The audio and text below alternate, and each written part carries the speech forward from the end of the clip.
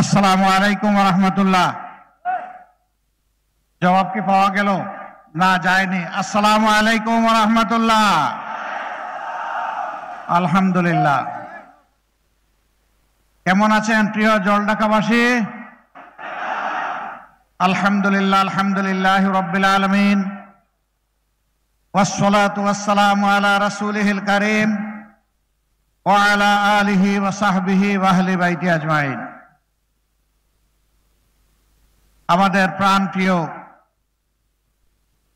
জলঢাকা উপজেলা বাংলাদেশ জামাতে ইসলামীর উদ্যোগে আয়োজিত আজকের এই জনসভার সম্মানিত সভাপতি, সম্মানিত উপজেলা আমির, সম্মানিত বিশেষ অতিথি, বাংলাদেশ জামাতে ইসলামীর অন্যতম সহকারী সেক্রেটারি জেনারেল, কেন্দ্রীয় নির্বাহী পরিষদের সদস্য, রংপুর দিনাজপুর অঞ্চলে সম্মানিত পরিচালক, বিশিষ্ট আলেমে দ্বীন জনাব মাওলানা আবুল হাসানাত মোহাম্মদ আব্দুল হালিম,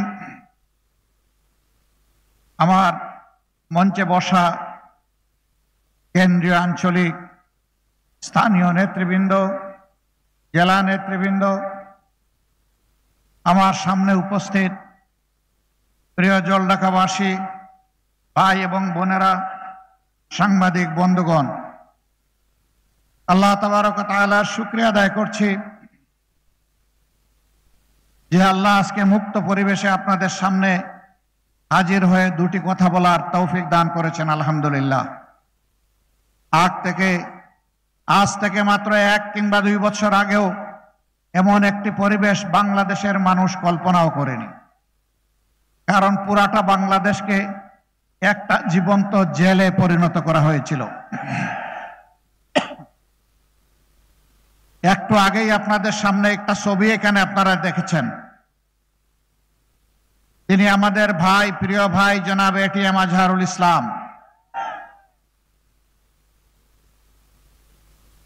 ফ্যাসিবাদীরা বিদায় নিয়েছে। এই ফ্যাসিবাদের নির্মম নির্যাতনের শিকার এটিএম আজহারুল ইসলাম এখনো কেন জেলের ভিতরের জবাব সরকারকে দিতে হবে। আমরা কোনো ধানাই পানাই চাই না। নিষ্কলুষ এই জননেতাকে জনগণের বুকে ফিরিয়ে দিন। জনগণের জন্য কাজ করার সুযোগ সৃষ্টি করে দিন। এই নিষ্কলুষ মানুষগুলোকে অপরাধী গায়ের জুড়ে সাজিয়েছিল যারা, আল্লাহ তাআলা আজকে বাংলাদেশের জনগণের অন্তর থেকে তাদেরকে গায়েব করে দিয়েছেন। এরা হাজারো মায়ের বুক খালি করেছে, হাজারো বোনকে বিধবা করেছে, হাজারো সন্তানকে এতিম বানিয়েছে। জায়গায় জায়গায় নাগর তৈরি করে এই যুগের নিকৃষ্ট গোপন বন্দিশালা এরা তৈরি করেছিল।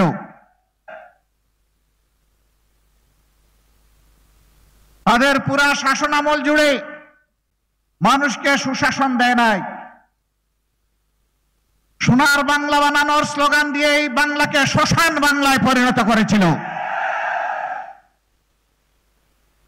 তারা বলতো বাংলাদেশ এখন শান্ত।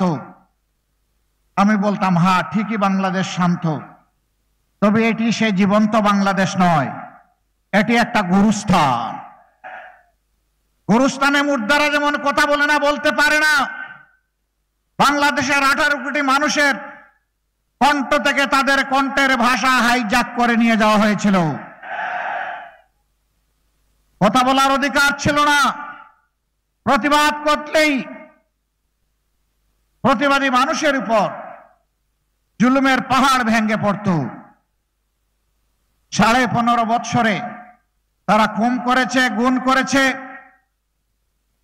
তারা ধর্ষণ এবং লুণ্ঠনের মহারাজত্ব কায়েম করেছে, চাঁদাবাজ দিয়ে জায়গায় জায়গায় বাংলাদেশকে নাপাক করেছে। সবচেয়ে বড় আঘাত দিয়েছে তারা বাংলাদেশ জামাতে ইসলামের উপর। রাজনৈতিক প্রতিপক্ষ হিসাবে আঘাত দেওয়ার জন্য সর্বপ্রথম তারা জামাতকেই বাছাই করে নিয়েছিল। আমাদের মাথার তাজ 1-2 জন করে 11 জন সম্মানিত দায়িত্বশীল নেতাকে তারা জুডিশিয়াল কিলিং এর মাধ্যমে দুনিয়া থেকে বিদায় করেছে। 5 জনকে অন্যায়ভাবে ফাঁসি দিয়েছে। আল্লামা দেলওয়ার হোসেন সাঈদী সহ 6 জনকে জেলের ভিতর মৃত্যুর দিকে ঠেলে দিয়েছে। আমরা সকল হত্যাকাণ্ডের বিচার চাই। শুধু এই কয়টা হত্যাকাণ্ডের নয়, ক্ষমতা আসার পর ঢাকার পিলখানায় 57 জন প্রতিশ্রুতিশীল, চৌকস, দেশপ্রেমিক সেনা অফিসারকে হত্যা করার মধ্য দিয়ে তারা হত্যার মিশন শুরু করেছিল। আর এই মিশনের পরিসমাপ্তি না টেনেই বাংলাদেশকে পিছনে ফেলে বাংলাদেশকে ত্যাগ করে গেল বছরের 5ই আগস্ট তারা দেশ ছেড়ে পালিয়ে গিয়েছে। তারা না বলতো অমুক পালায় না, জাতি জানতে চায় তো আপনি কি করেছেন? আপনি পালান নাই তো করেছেনটা কি একটু বলবেন? কে পালায় দেশ থেকে? যে তার মাটি এবং মানুষকে ভালোবাসে সে কি দেশ ছেড়ে কখনো পালায়?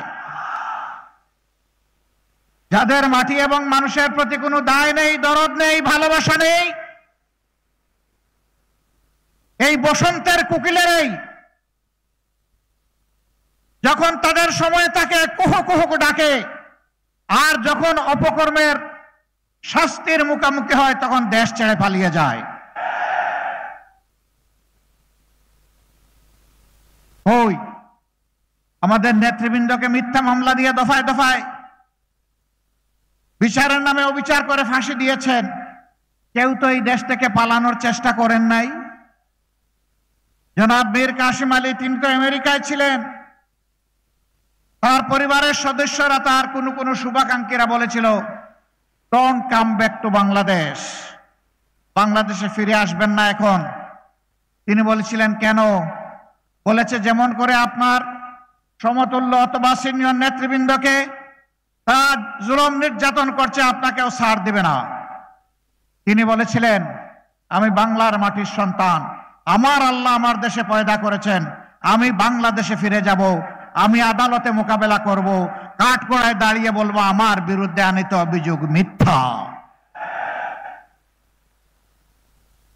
তিনি জেনে শুনে ফাঁসির রশি তার গলায় ঝুলতে পারে এইটা জেনেও তিনি যেহেতু নিষ্কলুষ ছিলেন, নিরপরাধ ছিলেন, তার দুঃসাহস এবং সৎসাহস ছিল।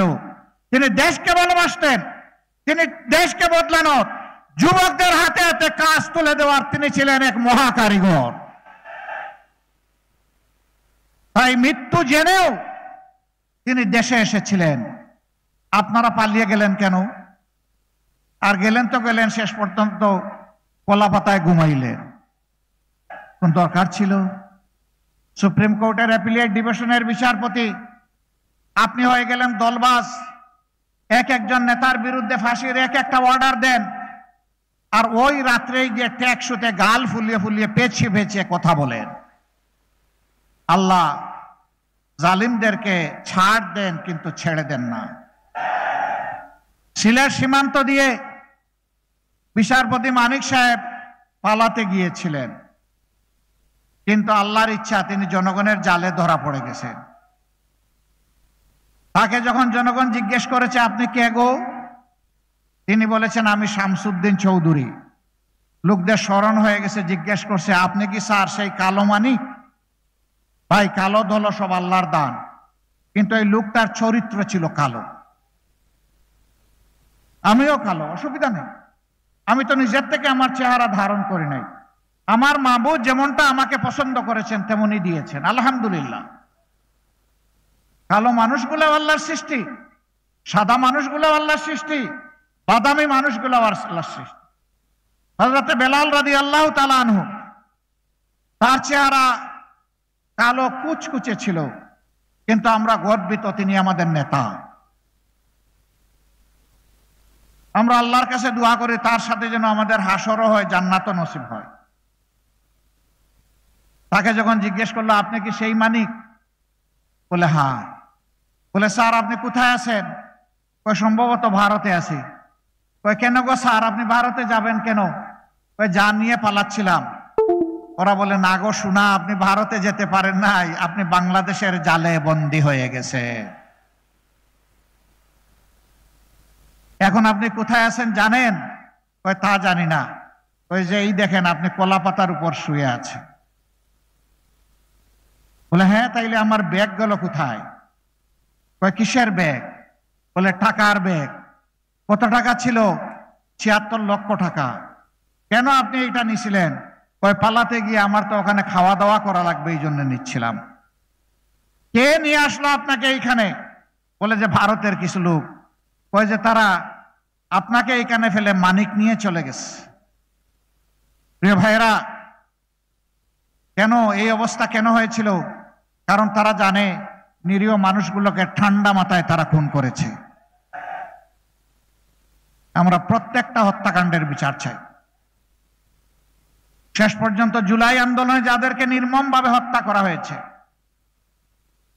আমরা সেই হত্যাকাণ্ডের দৃশ্যমান বিচার দেখতে চাই। কথা একেবারেই সাফ। ওই বিচার আর প্রয়োজনীয় সংস্কারের আগে কোনো ইলেকশন বাংলাদেশের জনগণ দেখতে চায় না। আগেই দুটো হবে, তারপরে ইলেকশন হবে। আমরা ইলেকশন চাই, তার আগে এই দুটো চাই। এই দুটো দিতেই হবে। এ দুটো ছাড়া বাংলাদেশের জনগণ কোনো ইলেকশন মেনে নেবেন না।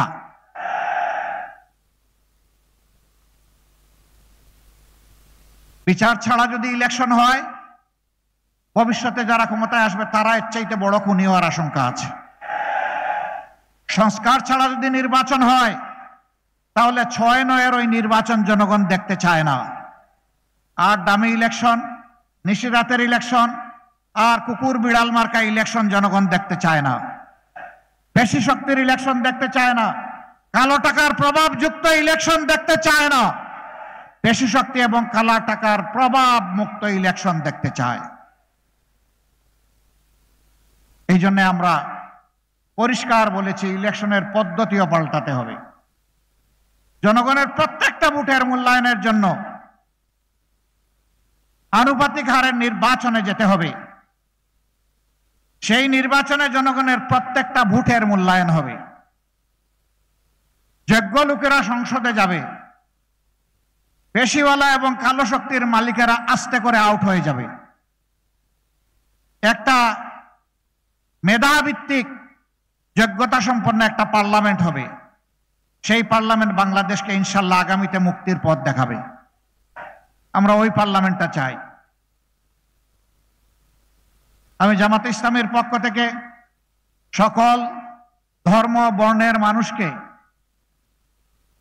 আশ্বাস দিচ্ছি, আমরা মুসলমান, হিন্দু, বৌদ্ধ, খ্রিস্টান সবাইকে আমাদের বুকে ধারণ করে আমরা সামনে এগিয়ে যেতে চাই। প্রিয় বাংলাদেশে কোনো মেজরিটি মাইনরিটি শব্দ শুনতে চাই না। এদেশে যারাই জন্মগ্রহণ করবে, যারাই এদেশের নাগরিক, তারা হবে এদেশের মর্যাদাবান নাগরিক। সকলেই সমান অধিকার ভোগ করবে। কারো ধর্মীয় অধিকারের উপর কারো হস্তক্ষেপ করার কোনো সুযোগ আমরা দেব না। জাতিকে এইভাবে মেজরিটি মাইনরিটিতে বিভক্ত করে দুর্বল করা হয়েছে এবং বিশেষ করে অন্যান্য ধর্মের ভাই বোনদেরকে নির্যাতিত করা হয়েছে। আমরা এই দৃশ্য আর দেখতে চাই না। আমরা তাদেরকে আশ্বস্ত করেছি। ৫ আগস্টের আগ পর্যন্ত তো আমাদেরকে কথাই বলতে দেওয়া হয় নাই। সেই দিন থেকে আমরা তাদের পাশে আছি, আশ্বস্ত করেছি আমরা সবাই একসাথে বাংলাদেশ, সবাই মিলে বাংলাদেশ। প্রিয় দেশকে আমরা গড়ব, শান্তিতে আমরা থাকব, সম্মান নিয়ে আমরা মর্যাদার সাথে এখানে বসবাস করব। আমরা মা বোনদের উদ্দেশ্যে বলতে চাই, আমাদের এই দেশে মা, বোন, মেয়ে সমাজে তাদের যে মর্যাদা প্রতিষ্ঠিত হওয়া দরকার, আমরা মনে করি এটি নেই। কোরআনের ভিত্তিতে আগামীর যে বাংলাদেশ হবে, সেখানে মায়েরা, বোনেরা, মেয়েরা তাদের পূর্ণ মর্যাদা পাবেন। আমরা তাদেরকে সম্মানের আসনে বসাবো। সমাজের অগ্রগতি উন্নয়নে এমনকি যুদ্ধের ময়দানে যারা যেতে আগ্রহী তাদের সকলের জন্য উপযুক্ত জায়গা তৈরি করে দেওয়া হবে ইনশাআল্লাহ। আল্লাহ রসুল তাই করেছেন, আমরা ওই পথ ধরেই আগাবো। তারা ব্যবসা করবেন, চাকরি করবেন, শিক্ষকতা করবেন, যুদ্ধের ময়দানেও তারা অংশগ্রহণ করবেন। সমাজের এমন কোনো ক্ষেত্র নাই যেখানে তারা যাবেন না, তবে জোর করে কাউকে নেওয়া হবে না। যার প্রয়োজন আছে, আগ্রহ আছে, যোগ্যতা আছে, তাকে তার জায়গায় বসিয়ে দেওয়া হবে ইনশাআল্লাহ। তরুণ যুবকদেরকে বলতে চাই, যুব সমাজ যুবতীদেরকে বলতে চাই, আমরা তোমাদেরকে বেকারের সার্টিফিকেট তোমাদের হাতে তুলে দেব না। আমরা তোমাদেরকে দেশ গড়ার কারিগরের সার্টিফিকেট তোমাদের হাতে তুলে দেব ইনশাআল্লাহ। তোমাদের মধ্যে দেশপ্রেম, মানুষের প্রতি ভালোবাসা আমরা তৈরি করে সর্বোচ্চ দক্ষতার সাথে তোমরা যাতে তোমাদের পাট চুকিয়ে বের হওয়ার সাথে সাথে জাতিকে, বিশ্বকে কিছু দিতে পারো, সেই রকম করে আমরা তোমাদেরকে গড়ব ইনশাআল্লাহ। অতএব আল্লাহ বাংলাদেশের জনগণের সেবার সুযোগ আমাদেরকে দিলে সর্বপ্রথম আমরা গুরুত্ব দিব শিক্ষার উপরে। শিক্ষা জাতির মেরুদণ্ড, মেরুদণ্ড মজবুত হলে এই জাতি শক্তিশালী হবে। মেরুদণ্ড দুর্বল থাকলে এই জাতি বর্তমানের মতো এই রকমই অবহেলিত থাকবে। আমরা এই জাতিকে একটা শক্তিশালী জাতি হিসাবে গড়ে তুলতে চাই। এই সপ্তাহের বাংলাদেশে কোনো বৈষম্যের জায়গা দেওয়া হবে না। উনি প্রধানমন্ত্রী, তাই তার বাড়িতে সেখানে উন্নয়নের স্রোত শুরু হবে, উন্নয়নের জোয়ার শুরু হবে।